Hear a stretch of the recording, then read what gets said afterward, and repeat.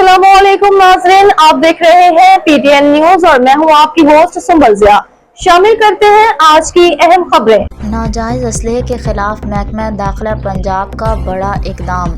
महकमा दाखिला पंजाब ने बड़ा इकदाम उठाते हुए पंजाब भर से गैर कानूनी असलहे की निशानदेही, जब्तगी और तादीबी एक्शन बारे रिपोर्ट तलब कर ली।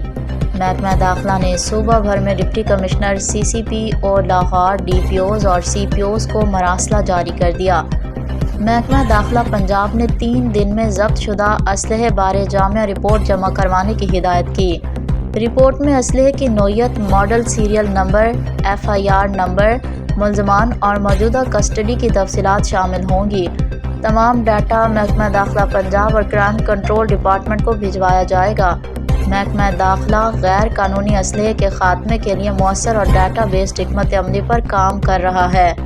गैर कानूनी असलहा जराइम के फ़रोग़ का ज़रिया और अवामी तहफ़्फ़ुज़ के लिए ख़तरा बन सकता है। महकमा दाखिला पंजाब ने सूबा भर में इनफरादी और इदारा जाती असलहा लाइसेंस और डीलरशिप के मुकम्मल सिक्योरिटी की। असलहा लाइसेंस के हवाले से तमाम मराहिल को नादरा की मदद से कंप्यूटराइज्ड किया जा चुका है।